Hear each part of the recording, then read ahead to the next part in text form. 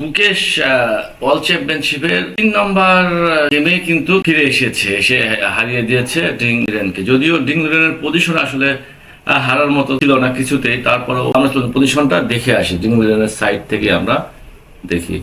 D4 play Gukesh, knight F6 Ding Liren, knight F3 C4 E6 text.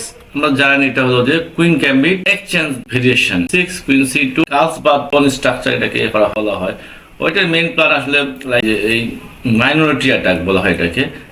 Then here এখান থেকে এসে এই জায়গাটাকে অ্যাটাক করা, মানে আর হোয়াইটের অ্যানাদার প্ল্যান হলো যে E4টা পুশ করতে পারে সে কখনো, লাইক F3 করে এই ধরনের E4 পুশ করার চেষ্টা করে, লাইকটা এখানে এসে অ্যানাদার প্ল্যান।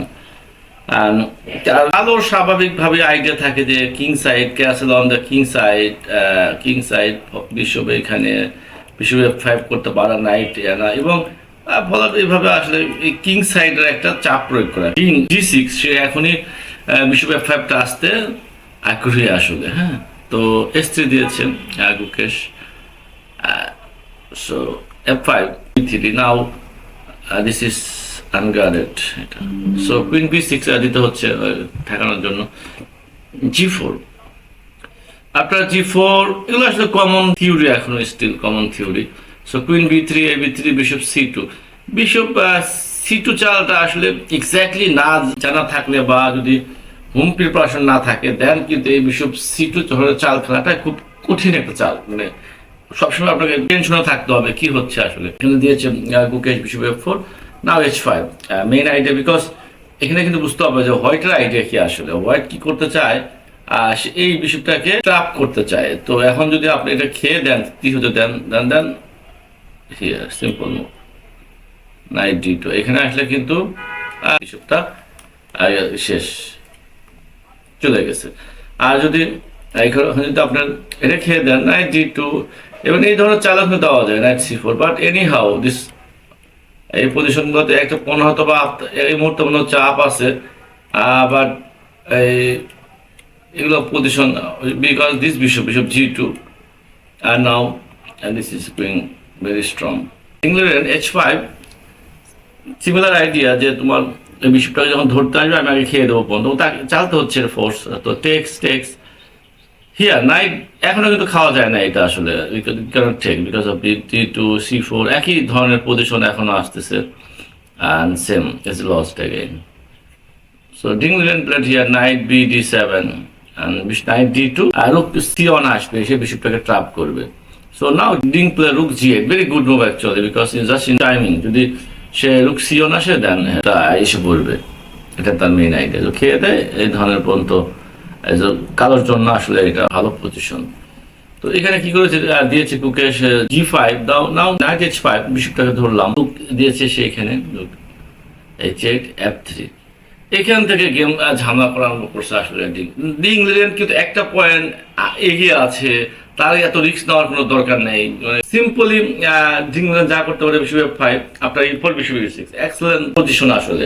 কিন্তু ডিং লিরেন দিয়েছে নাইট G7, মোস্ট প্রবাবলি এগুলো কিন্তু অনেক সময় দেখা যায় যে হোম প্রিপারেশন থাকে অনেক সময়। নাও বিশপ হিয়ার, নাও এই পজিশনে গেমটা হেরে গেছে আসলে ডিং লিরেন। এটা কিন্তু আপনার যদি এই পজিশনটা কিন্তু অবশ্যই কালোর অ্যাডভান্টেজ, মানে ding played excellent actually, but unfortunately he loss A game here. Even যদি সিম্পলি বিশপ E7 খেলতে পারে normally, very strong move, like E4 চাললে নাও নাইট E6 রুক C1 দিয়ে যদি বিশপটাকে আটকাতে চায় দেন জাস্ট টেক্স হিয়ার। তো একই রকম গেমে যেরকম দেখেছি বিশপটা ট্র্যাপ হয়ে গেছে, এখনই কিন্তু হচ্ছে, কিন্তু তাকে হোয়াইটকে অনেক বেশি ম্যাটেরিয়াল খরচ করতে হচ্ছে যে আপনার E3 অ্যান্ড এই নাইট তার সত্য খেলতে খেয়ে দিচ্ছে is a winning event. So এখানে তার অনলি গুড মুভ হলো যে কিং এটা চালাতে পারে, কিং D1 প্লাস E3।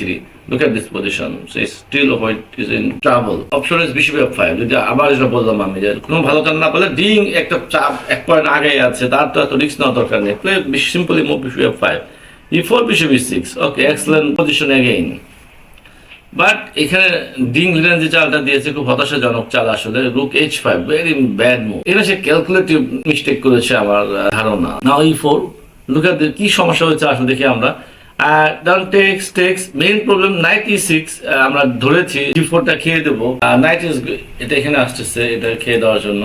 তো রুক C1 দিয়েছে সে, নাও নাইট টেস্ট এভরিথিং মনে হচ্ছে সবকিছু বুঝি ঠিক আছে, কিন্তু আসলে ঠিক নাই। বিশপ আফটার বিশপ F2 এখন তো প্রবলেম হলো যে এটাও তো attack under attack, this one under attack, এটাও কিন্তু আন্ডার অ্যাটাক।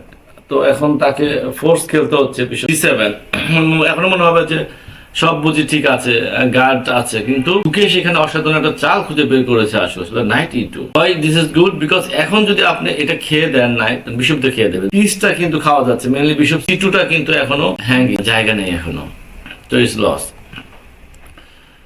যাই হোক এখন দিয়েছে এখানে Ding Liren knight B3, so this game is lost actually, knight D2 king D2 because the downing a piece. এটা হয়তো কিছুক্ষণ সে খেলেছে রুক D8 আর রুক S2, বাট এখানে আসলে গেম লস হয়ে গেছে। আর এই ধরনের পজিশনে ডাবল বিশপ, সো এই ধরনের পজিশন আসলে কিসের মতো খেলোয়াড় সে আর চান্স দেবে না, এটা নর্মাল।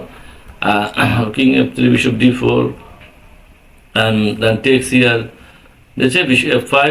এখানে আবার ইংল্যান্ডের সময়ও কিন্তু শেষ, almost losing because of bishop F5 after games loss. তো যাই হোক আপনার 3 রাউন্ড খেলা শেষে কিন্তু কেশ গম্বারাজুর পয়েন্ট হলো 1.5, অল চ্যাম্পিয়ন ডিংল্যান্ডের পয়েন্ট হলো 1.5। তো খেলা কিন্তু সামনে আরো আছে, খেলা কিন্তু একবারে কমে গেছে আসলে। এখন দেখা যাক কি হয়। সবাই ভালো থাকবেন।